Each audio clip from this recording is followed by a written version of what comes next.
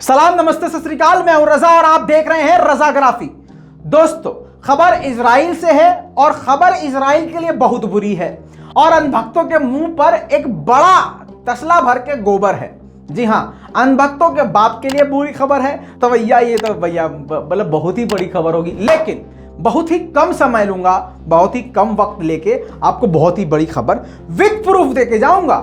गोदे media की तरह थोड़ी ना, और चाय वाले चच्चा की तरह थोड़ी ना कुछ भी आए सामने बोल के चले गए और मन की बात वाला जो YouTube पे वीडियो डालते हैं उसका लाइक और डिसलाइक भी छुपा लिए और कमेंट सेक्शन ऑफ कर दिए।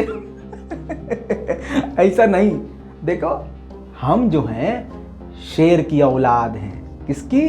शेर की औलाद शेर होता है, समझे ना। हम लाइक एंड डिसलाइक ऑफ करते हैं, ना कमेंट ऑफ करते हैं, समझ में आए। और जो दूसरे टट्टी खाने वाले लोग हैं वो YouTube पे मुसलमानों के खिलाफ वीडियो बनाएंगे, लाइक डिसलाइक ऑफ करेंगे, कमेंट सेक्शन ऑफ कर देंगे। जब उनको लगेगा कि हाँ अब गालियां नहीं पड़ेगी तो ऑन कर देंगे। पापा के नक्शे कदम पे चल रहे हैं। हाँ भाइयों बहनों, दोस्तों खबर ऐसी है कि जहां पर पूरी दुनिया के अंदर अब गुस्सा देखा जा रहा है। किसके खिलाफ? इजराइल के खिलाफ। पूरी दुनिया में सिर्फ और सिर्फ भारत के अंधभक्त ऐसे हैं जो 4 और 5 साल के बच्चों की लाश देखकर जय श्री राम लिख के तालियां बजा के वी स्टैंड विद इजराइल लिख रहे थे। मजे की बात यह है कि भारत फिलिस्तीन के साथ और फिलिस्तीन के प्रॉब्लम्स के साथ खड़ा हुआ है। यह आज भी स्टेटमेंट भारत ने दिया है।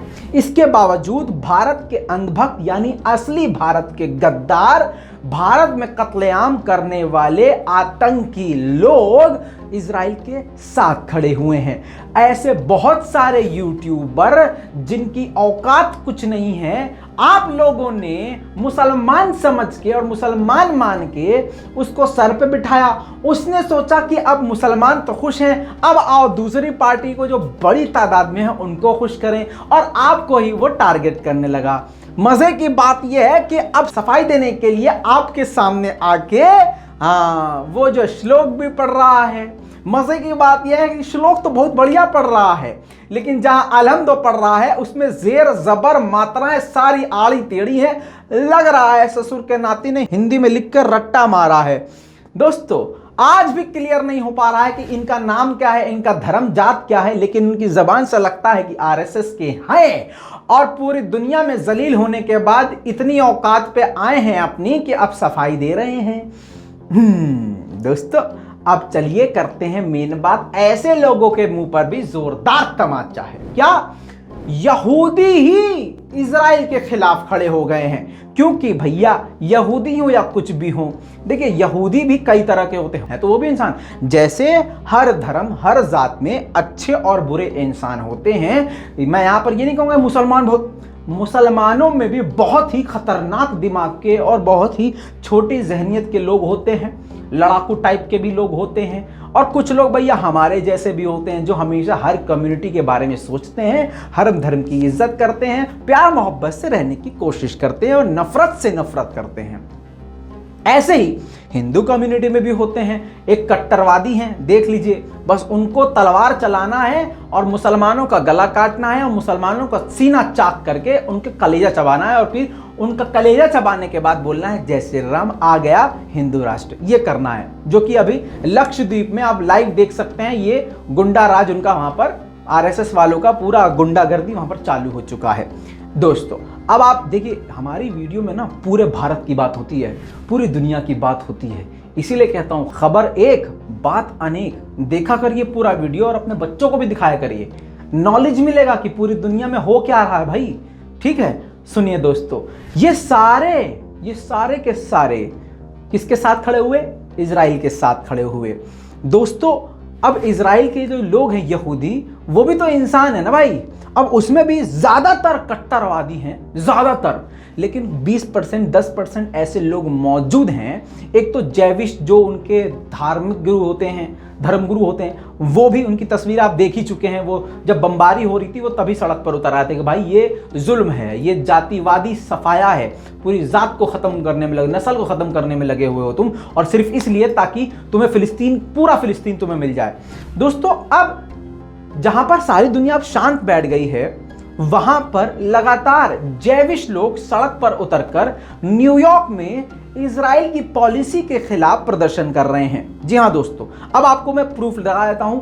दुनिया के सबसे बड़े न्यूज पोर्टल रॉयटर्स ने ये रिपोर्ट कवर किया है, न्यूज कवर किया है, और बहुत सारे इंटरनेशनल मीडिया में खबर आ चुका है। तो जान लीजिए दोस्तों, तस्वीरें भी मैं आपको फुल स्क्रीन पे दिखाता हूं। ये जबरदस्त तरीके से वहां पर प्रोटेस्ट जारी है। जैविश लोगों की डिमांड पोस्टर पे आप पढ़ सकते हैं। उन्होंने कहा है कि फिलिस्तीन की आजादी तय होनी चाहिए, और कई प्रोटेस्टर के जबान से यह नारा सुना गया, फिलिस्तीन आजाद होकर रहेगा।